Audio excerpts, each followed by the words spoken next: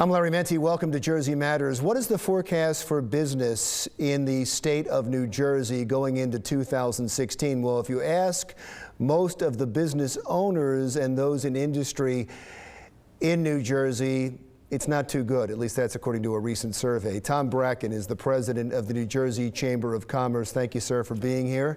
Thank you, Larry. Last time I saw you was at the summit down in Atlantic City, and we'll talk about that in a minute. I want to start with this NJ survey of industry leaders in the state. What jumped out to me from the survey is they said, what do you think the economic outlook is for the United States? They said up 10%.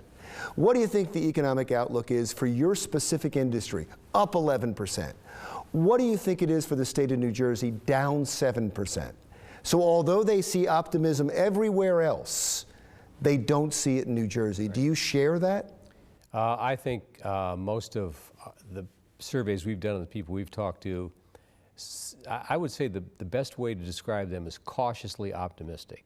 And the reason I say cautiously optimistic is they want to be optimistic because this state is blessed with so many resources and we have such a great location.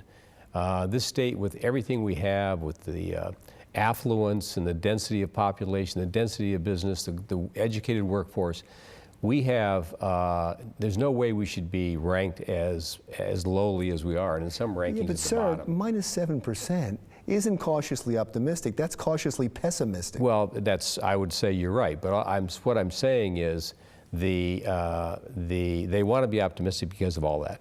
They're very cautious because they haven't seen a lot of progress being made on the major issues we have. And if these issues aren't addressed, then I think that cautious optimism drops like a rock. You say major issues. Yes. It's really one issue, isn't it? It's no, taxes. there are many.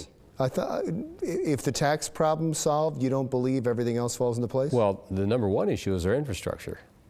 I mean, we have 20 years ago, New Jersey's infrastructure was the envy of every state in the country. And in the last 20 years, there has not been $1 put into our infrastructure. It's crumbling. So our infrastructure now becomes a liability.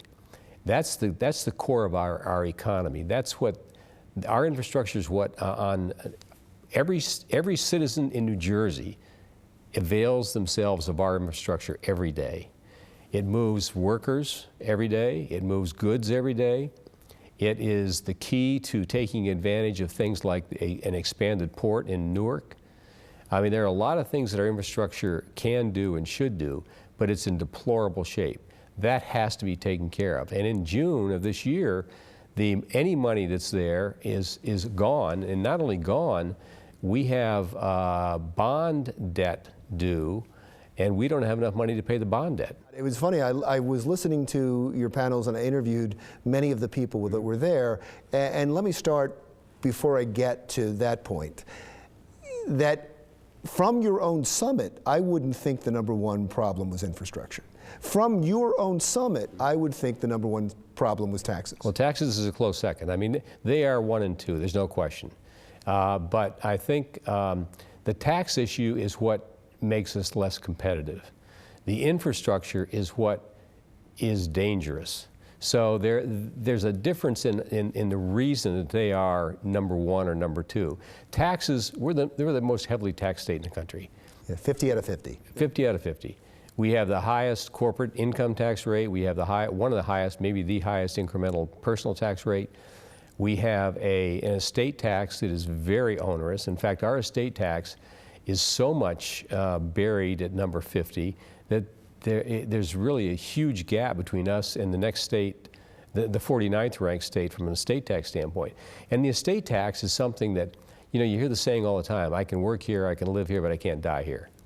So the business community, a lot of which are middle market, small businesses, are owned privately, and when they pass on or they decide to retire and they pass their assets, meaning their business, to someone else, that gets taxed. It's taxed at a very large rate. So the estate tax is something that is driving people out of here. We have the largest outmigration of citizens of any state in the country. In fact, I just heard yesterday United Van Lines does a survey, and they survey states that have people leaving and people coming in. We have the greatest net out migration of any state in the country. Well, I should point out that when I talk about the summit, it was a summit that was held in the summer. It was a summit that was put together by the New Jersey Chamber of Commerce to bring together business and government to try to see how they could make New Jersey more business friendly. And you had certain recommendations. Is it too early to expect movement on those recommendations? No. In fact, one of the things that we got as a final outcome of that summit was we had Steve Sweeney, Vinnie Prieto, John Bramnick, and Tom Kane, the 4 legislative leaders in New Jersey. They were all in the final panel.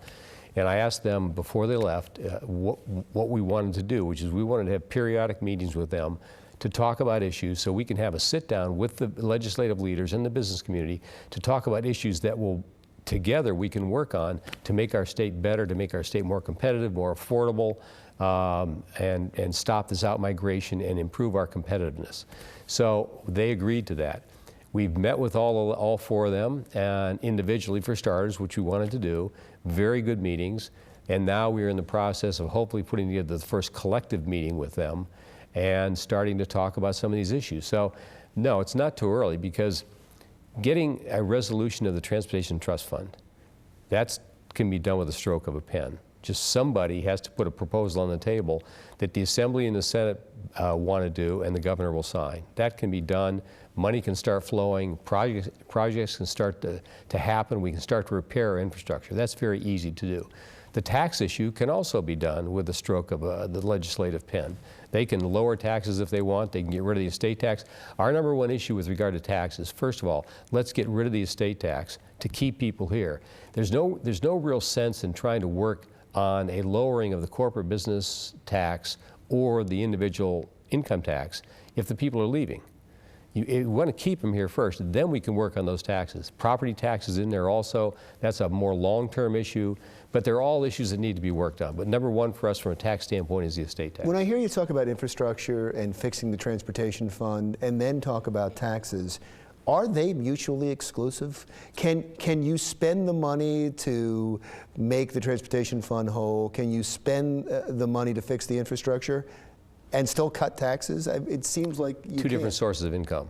The estate tax is something that comes out of the general budget. The infrastructure, we need to find a source of funding. Source of funding, the most talked about source of funding is increasing the gas tax.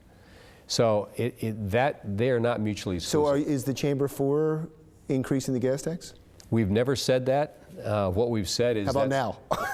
We've said that that's the most logical source, and as time goes on, I think we're getting very close to saying yes to that, because there is no other logical proposal on the table other than doing that. You have to remember, we have the lowest gas tax in the country, and it has not been increased since 1988. I think the only way it could possibly happen, because it is so politically unpopular and people are so heavily taxed, is if you made up the taxes somewhere else. Well, that's this whole tax equality thing that they've talked about, which is to increase the gas tax but lower the estate tax, the trade-off. And the problem is they hit different segments of the population. The gas tax, everybody thinks, is more punitive to the middle class and the lower income workers. The estate tax, because most people with higher estates, higher valued estates, are the wealthier people, that benefits them more. So there are different constituencies that are going to get hit and benefited. So there's a lot of discussion about that tax equality. I'm not sure you can ever find anything where a tax to the same group of people in one instance is lowered, and to that same group of people it's raised, and it's a net neutral to that group of people. I don't know how you do that. I don't know what that tax is. I don't know where you find that. I will tell you this. I spoke to you at the summit in Atlantic City, and you were very hopeful. And some of the other people in industry were very hopeful. Then I spoke with Speaker Prieto, and he said, oh, we're not going to do anything. We can't do anything. He was very blunt. I appreciated his honesty, but he said, look, we don't have the money to lower taxes. It's not going to happen right now.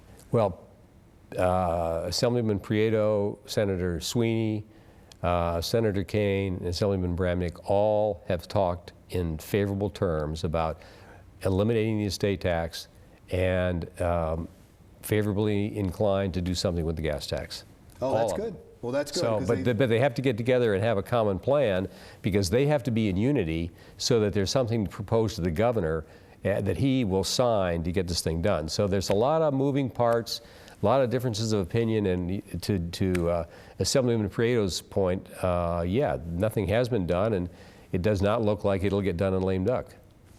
At least you're talking. Yep, we're talking. That's the important thing, and Yep. it's on the table. Thank you so much, Okay, sir. Larry, thank you. Tom Bracken, the president of the New Jersey Chamber of Commerce. When we come back, there is a movement in the state of New Jersey to help to rescue and rehabilitate wolf dogs. And we have a wolf dog here. It's okay, I'll be fine. It'll be here in 1 minute. We'll be back with Jersey Matters.